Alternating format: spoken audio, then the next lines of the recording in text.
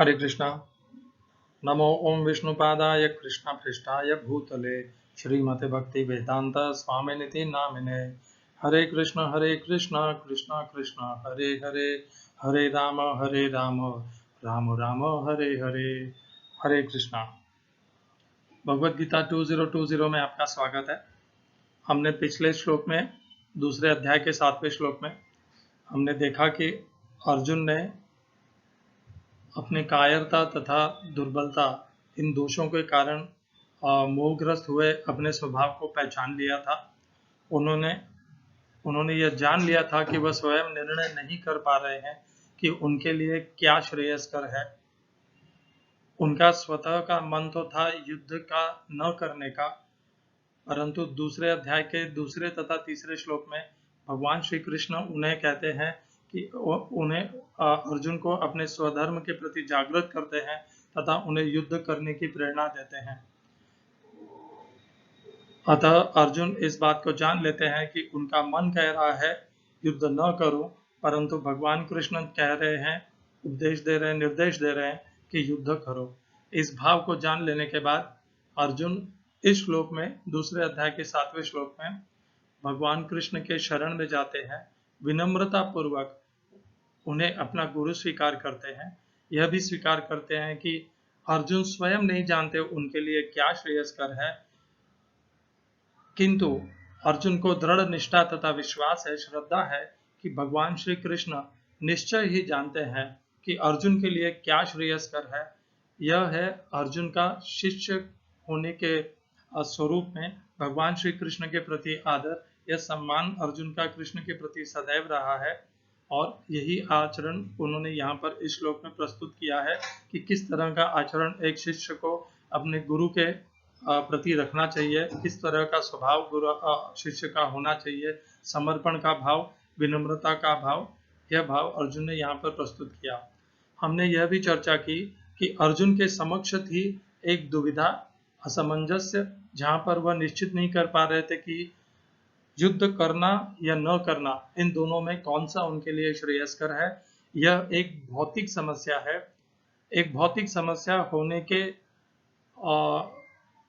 उपरांत भी जब भगवान श्री कृष्ण अर्जुन को एक भौतिक, उनके स्वधर्म के प्रति जागृत करते हैं, उससे संतुष्ट नहीं होते हैं, तब अब अर्जुन जब भगवान को पुनः प्रार्थना करके उन्हें अपना गुरु बनाते हैं, तब भगवान उस भौतिक समस्या का समाधान, अर्जुन के मन में जो अनिश्चितता है उसका समाधान किसी भौतिक उपदेश या ज्ञान के द्वारा नहीं करते। भगवान उसका निराकरण, उसका निवारण गीता के दिव्य तथा रहस्यमय ज्ञान को प्रदान करके करते हैं। इससे क्या हमें समझना चाहिए कि भौतिक परिस्थितियां, भौतिक आई हुई असमंजस्य, किम कर्तव्य विमूढ़, यह जब ऐसी परिस्थितियां आती है कि मैं क्या करूं, उनमें भी हमें अध्यात्म ही मार्ग दिखा सकता है। अध्यात्म वह प्रकाश है, वह दिव्य प्रकाश है जो हमें सही पथ पर ले जाएगा, जो हमें पथभ्रष्ट होने से बचाएगा, हमें अधर्म से गिरने से बचाएगा। इसीलिए सदैव अध्यात्म से जुड़ना चाहिए, एक आध्यात्मिक गुरु की शरण ग्रहण करनी चाहिए।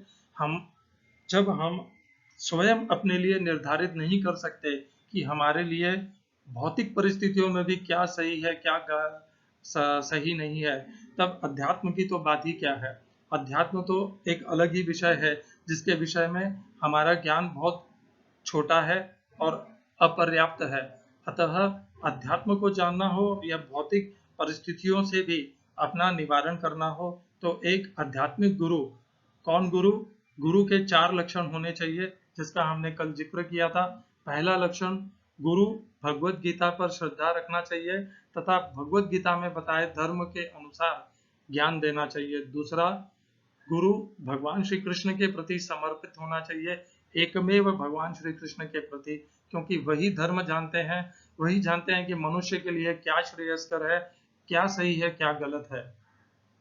तीसरा, साधन भगवान की भक्ति करने का, भगवान को भजने का, पूजन करने का, उनके नाम यज्ञ का है, भगवान के नाम का जप, यह एकमात्र साधन है।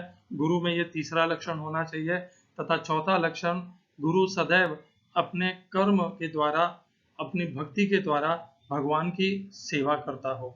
ये 4 लक्षण जिस गुरु में है वह गुरु कहलाने के योग्य है, और कोई भी आपका आध्यात्मिक गुरु होने के योग्य नहीं है। यह प्रमुख लक्षण है।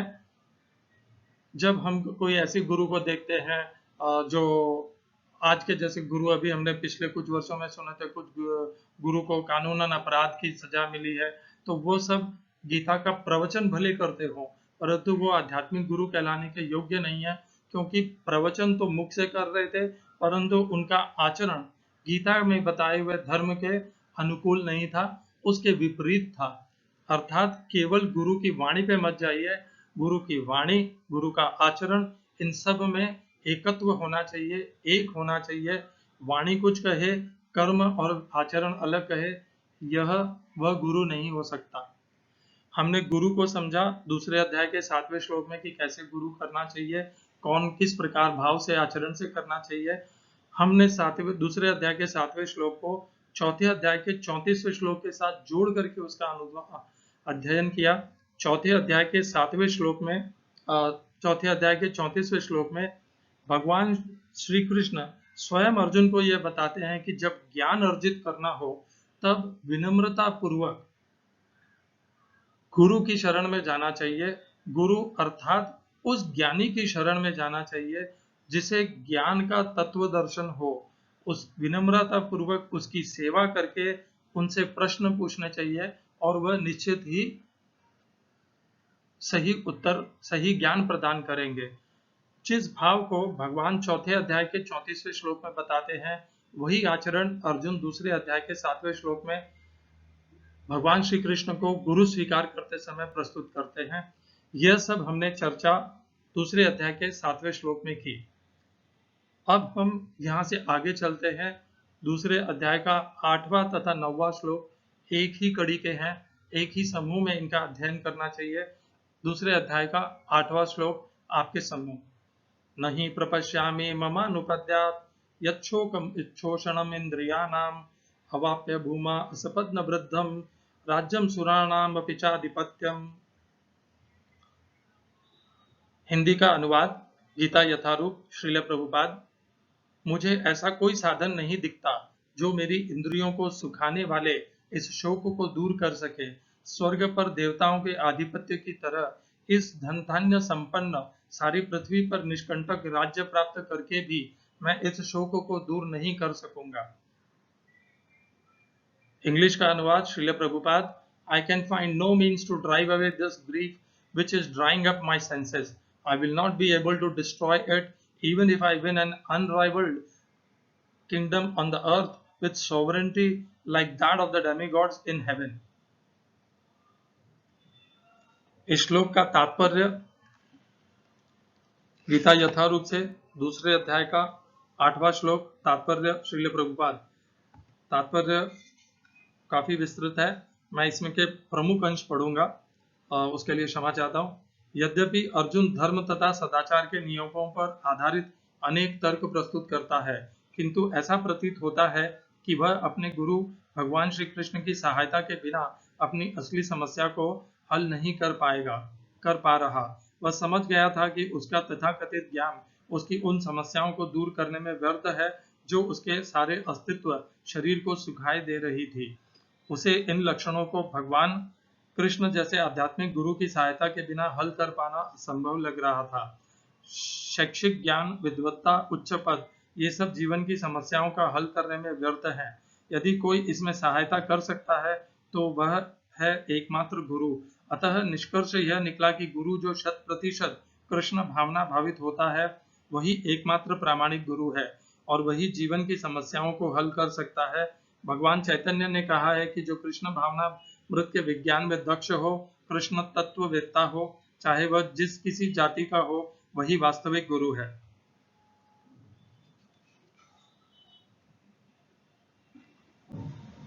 थोड़ा आगे पढ़ रहा हूं मैं। संसार की समस्याओं, जन्म, जरा, व्याधि आदि, मृत्यु की निवृत्ति, धन संचय आदि आर्थिक विकास से संभव नहीं है। विश्व के विभिन्न भागों में ऐसे राज्य हैं जो जीवन की सारी सुविधाओं से, संपत्ति एवं आर्थिक विकास से पूरित हैं, किंतु फिर भी उनके सांसारिक जीवन की समस्याएं ज्यों की त्यों बनी हुई है। वे विभिन्न साधनों से शांति खोजते हैं, किंतु वास्तविक सुख उन्हें तभी मिल पाता है जब वे कृष्ण भावनामृत से युक्त कृष्ण के प्रामाणिक प्रतिनिधि के माध्यम से कृष्ण अथवा कृष्ण तत्व पूरक भगवत गीता तथा श्रीमद् भागवत के परामर्श को ग्रहण करते हैं। यदि हम सदा के लिए शोक का निवारण चाहते हैं तो हमें कृष्ण की शरण ग्रहण करनी होगी, जिस तरह अर्जुन ने कृष्ण से प्रार्थना की कि वे उसकी समस्या का निश्चित समाधान कर दें, और यही कृष्ण भावनामृत की विधि है। इस श्लोक में प्रयोग किए गए संस्कृत शब्दों के अर्थ हैं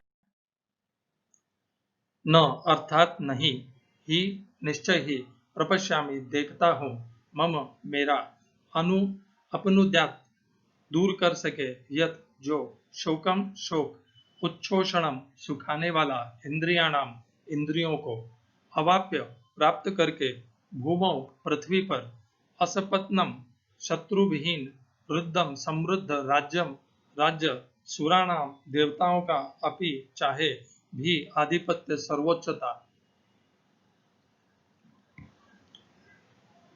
तो यहाँ पर अर्जुन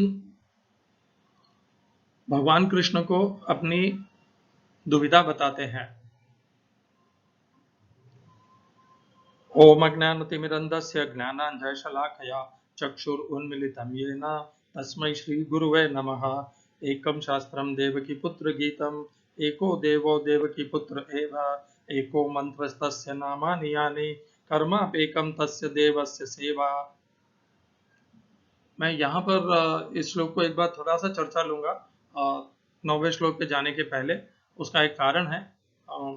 इस श्लोक में हमने देखा कि श्रील प्रभुपाद का अनुवाद है। संजय ने मुझे ऐसा कोई साधन नहीं दिखता जो मेरी इंद्रियों को सुखाने वाले इस शोक को दूर कर सके। स्वर्ग पर देवताओं के आधिपत्य की तरह इस धनधान्य संपन्न सारी पृथ्वी पर निष्कंटक राज्य प्राप्त करके भी मैं इस शोक को दूर नहीं कर सकूंगा। अर्थात अर्जुन अपनी मनोदशा बता रहे हैं।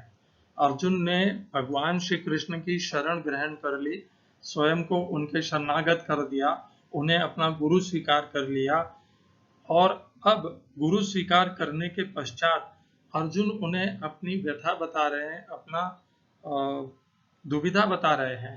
क्या दुविधा है? अर्जुन की दुविधा यह है कि यदि भगवान श्री कृष्ण के बताए स्वधर्म के मार्ग पर लग करके अर्जुन युद्ध करते हैं और शत्रुओं का विनाश करके शत्रु विहीन पृथ्वी का एकाधी राजा बनते हैं, आधिपत्य भोगते हैं, या उससे भी उच्चतम देवताओं का भी आधिपत्य यदि उन्हें मिल जाता है, देवलोक पर भी उनके आधिपत्य मिल जाएगा, तो भी अर्जुन जो उन्हें शोक मिलेगा अपने स्वजनों को मार करके, अपने कुल का विनाश करके, कुल के धर्म का, कुल के जाति धर्म का विनाश करके, उस शोक को अर्जुन कहीं भी तृप्त हुआ नहीं मानते। यह अर्जुन का स्वभाव है। हम देखेंगे कि जब कोई मनुष्य काम, क्रोध या लोभ के वश में आकर के कामनाओं की पूर्ति करने के लिए जो उसका स्वयं का जिसके ऊपर आधिपत्य नहीं है, अन्यायेन अर्थ संचयान, जैसा 16वें अध्याय में आसुरी वृत्ति बताई है, अन्याय से अर्थ को एकत्रित करने का प्रयत्न करता है, तब उसे ऐसा कोई शोक नहीं होता। क्यों? क्योंकि उसका तो समस्त इंद्रियां, मन, बुद्धि उस जो अन्याय से जो वो अर्थ या सुख या धन संपदा एकत्रित कर रहा है, अर्जित कर रहा है, उससे उसके मोह में लगी हुई है। परंतु अर्जुन धन, धान्य, संपत्ति, राज्य, वैभव इन सब से प्रभावित होने वालों में से नहीं है, दैवीय गुण से संपन्न है। ये सब मिलने के पश्चात भी अर्जुन को अपने मन, बुद्धि, इंद्रियों में जो शोक आएगा उसका निवारण उसे नहीं मिल रहा है। यह स्वभाव में फर्क है।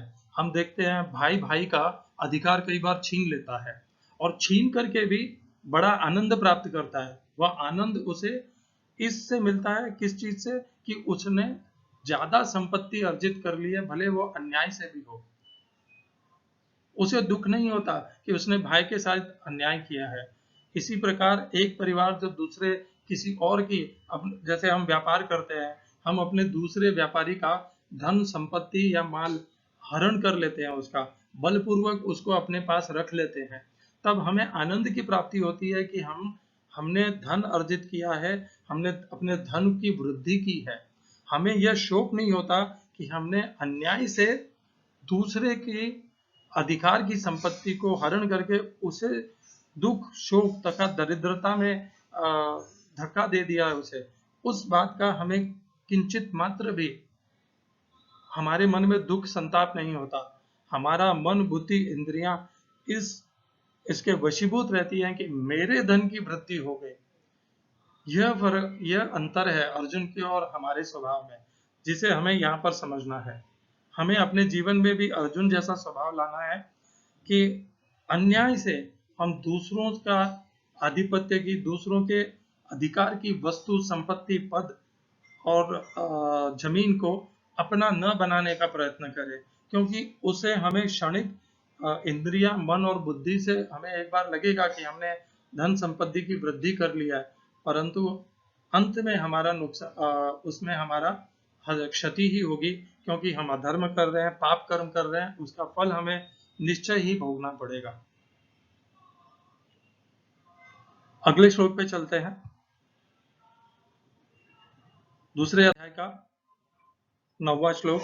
यह श्लोक संजय कह रहे हैं धृतराष्ट्र को। एवं मुक्त्वा ऋषिकेशं गुडाकेश परन्तप न योत्स्य इति गोविंदम उक्त्वा तूष्णीं बभूवः। श्रील प्रभुपाद का अनुवाद। इस प्रकार कहने के बाद शत्रुओं का दमन करने वाला अर्जुन कृष्ण से बोला, हे गोविंद, मैं युद्ध नहीं करूंगा, और चुप हो गया। अनुवाद श्रील प्रभुपाद। इंग्लिश का translation. Sanjay said, I can find no means to drive away this grief which is drying up my senses.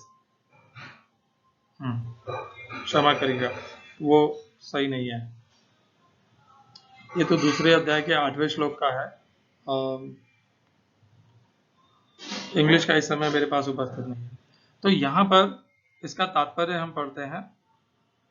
दूसरे अध्याय का के 9वें श्लोक का तात्पर्य श्रील प्रभुपाद।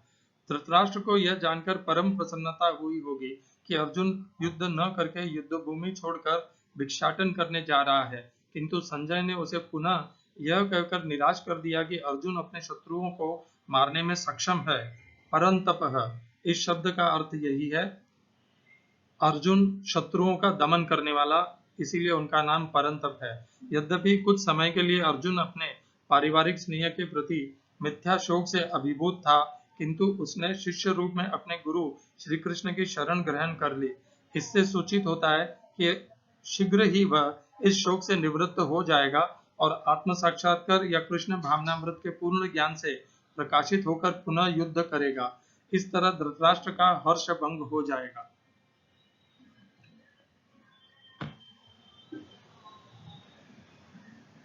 हरे कृष्णा।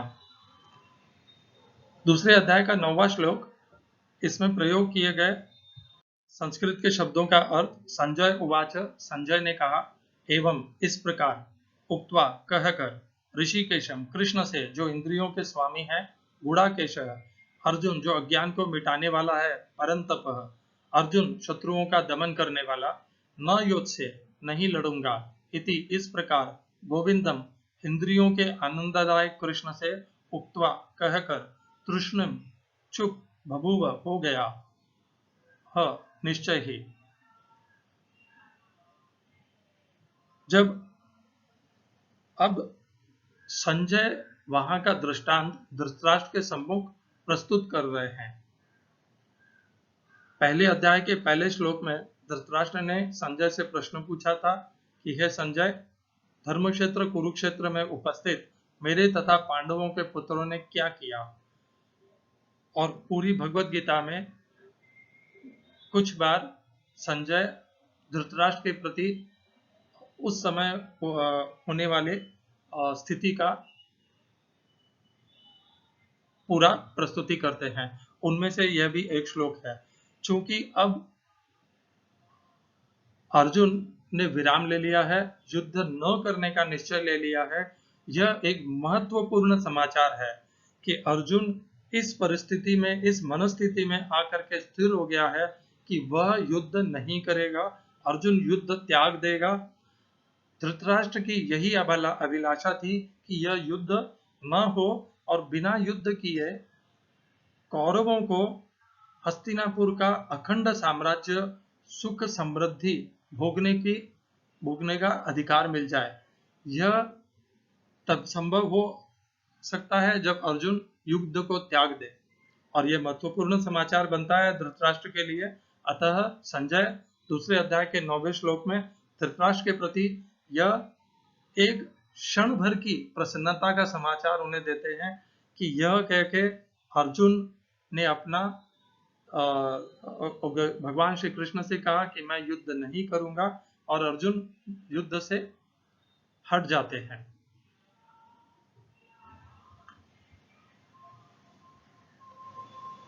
हमने 8वें और 9वें इन दोनों श्लोकों को जब हम जोड़ करके देखेंगे तब हमें ये पता चलता है कि अर्जुन ने अपना प्रस्तुति 4थे श्लोक से लेकर के 9वें श्लोक तक अर्जुन ने अपनी प्रस्तुति भगवान श्री कृष्ण के सम्मुख की कि भगवान जब कह रहे हैं अर्जुन को कि स्वधर्म के अनुसार अर्जुन को युद्ध करना चाहिए और युद्ध ही उनका अर्जुन का स्वधर्म है, परंतु अर्जुन ने अपना तर्क 4थे श्लोक से लेकर के 9वें श्लोक तक दिया कि क्या कारण से वह युद्ध नहीं कर पा रहे हैं, अपना स्वधर्म नहीं कर पा रहे हैं, वह क्यों स्वधर्म त्यागने के लिए विवश है। वह अपने महानुभावों पितामह भीष्म, आचार्य द्रोण अतः अपने स्वजनों को मार करके पृथ्वी तथा देवताओं का धन धान्य से भरा राज्य भी उन्हें संतुष्ट नहीं कर सकता। इन सबको, स्वजनों को मार करके, महानुभावों को मार करके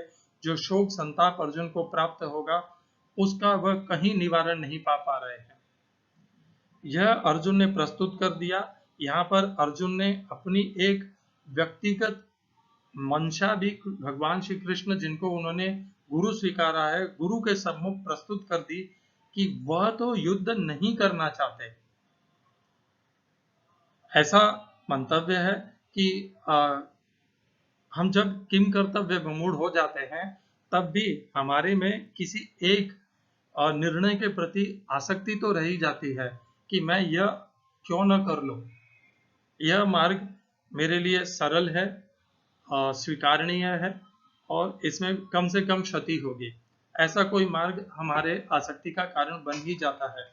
अर्जुन की आसक्ति का कारण भी युद्ध न करना था, जो वह गीता के 3रे अध्याय में भी उनका यह स्वभाव बना रहता है। हम देखेंगे जब हम चर्चा करेंगे 3रे अध्याय के पहले श्लोक में भी अर्जुन अपनी आसक्ति की प्रस्तुति करते हैं कि मैं क्या सच में भगवान श्री कृष्ण चाहते हैं कि अर्जुन युद्ध करे। यह प्रश्न अर्जुन पूछते हैं। मैं आपके सम्मुख 3रे अध्याय का पहला श्लोक का पढ़ रहा हूं, जिसमें अर्जुन यही बात पुनः कहते हैं। 2रे अध्याय में पूरा सांख्य योग तथा बुद्धि योग का ज्ञान प्राप्त कर लेने के पश्चात भी जायसी चेत कर्मणस्ते मता बुद्धिर्जनार्दन तत्किं कर्मणि घोरे मां नियोजयसी केशव।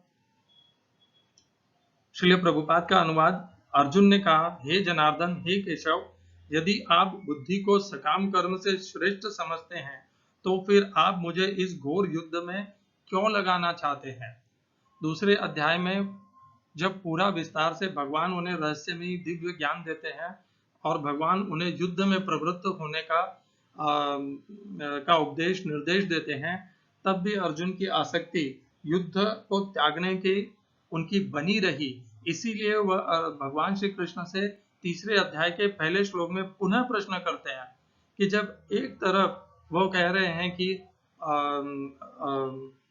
बुद्धि योग श्रेष्ठ है कर्म से, तब वो क्यों अर्जुन को युद्ध में झोंक रहे हैं, क्यों अर्जुन को युद्ध में प्रवृत्त कर रहे हैं। 3रे अध्याय के पहले श्लोक से हमें यह प्रतीत होता है कि अर्जुन 3रे अध्याय के पहले श्लोक में युद्ध नहीं करना चाह रहे हैं। इसीलिए तो वह यह प्रश्न कर रहे हैं। उनकी आसक्ति है युद्ध को त्यागने में, युद्ध न करने में। तो हम आ जाते हैं पुनः अपने दूसरे अध्याय के 9वें श्लोक में, जहां पर हमने ये देखा कि अर्जुन ने अपना भाव भी व्यक्त कर दिया भगवान के सम्मुख कि वह तो युद्ध नहीं करना चाहता। जब ऐसा भाव व्यक्त कर देते हैं तब शिष्य की एक आसक्ति बनी रहती है कि कदाचित गुरु उन्हें उनका उन्हें जो पसंद है वह मार्ग बताने की कृपा करेंगे। आसक्ति है ये। गुरु कभी ऐसा करेंगे नहीं। गुरु वही बताएंगे जो श्रेयस्कर हो, जो निश्चित पूर्वक से धर्म युक्त हो। परंतु शिष्य की आसक्ति रहती है कि वह शायद संभव है कि गुरु वह मार्ग बता दे जो शिष्य के लिए सरल हो और शिष्य को ज्यादा प्रसन्नता प्रदान कर सकता हो। परंतु न तो धर्म, न स्वधर्म, न गुरु ऐसा कोई भाव रखते हैं। तीनों एकदम दृढ़ रहते हैं, स्थिर रहते हैं। केवल वही बताते हैं जो धर्म युक्त होता है, जो करना स्वधर्म है तथा जो गीता के अनुसार निर्देशित है। इसे हमें अच्छे से समझना चाहिए कि गुरु कभी भी हमें गलत शिक्षा नहीं देगा यदि वह वास्तविक कृष्ण भावनामृत गुरु है। यदि वह एक आधुनिक युग में मनमना गुरु है तब तो वह कुछ भी शिक्षा दे सकता है। कुछ गुरु होते हैं जो कहते हैं कान में गुप्त मंत्र देंगे जिसको जप करने से भगवान की भक्ति की सिद्धता होगी। यह सब भ्रम है। यह सब आपको वशीभूत करने के प्रलोभन और साधन है। किसी गुप्त मंत्र की आवश्यकता नहीं है। इसके लिए मैं उदाहरण प्रस्तुत कर सकता हूँ। जब नारद मुनि ने प्रहलाद को साधना या भक्ति के लिए अपने आप को दृढ़ करने के लिए कहा तो उन्हें एक जग प्रसिद्ध सरल मंत्र दिया, नमो ओम भगवते वासुदेवाय। सरल, सबको जग विदित मंत्र, छुपा करके नहीं दिया, कुछ की उसकी आवश्यकता नहीं है। नारद मुनि ने ध्रुव महाराज को भी मंत्र दिया तो वही जग प्रसिद्ध, सभी जग जानने वाला वही मंत्र दिया। कान में छुप करके कान में देने वाला मंत्र को रहस्य में ही रखना, यह सब कोई आवश्यकता नहीं है। मंत्र को हम दूसरे को बोल नहीं सकते। हमने दूसरे को बोल दिया तो मंत्र का प्रभाव कम हो जाएगा। यह सब व्यर्थ बातें हैं। मंत्र एक ही है और वह है भगवान का नाम।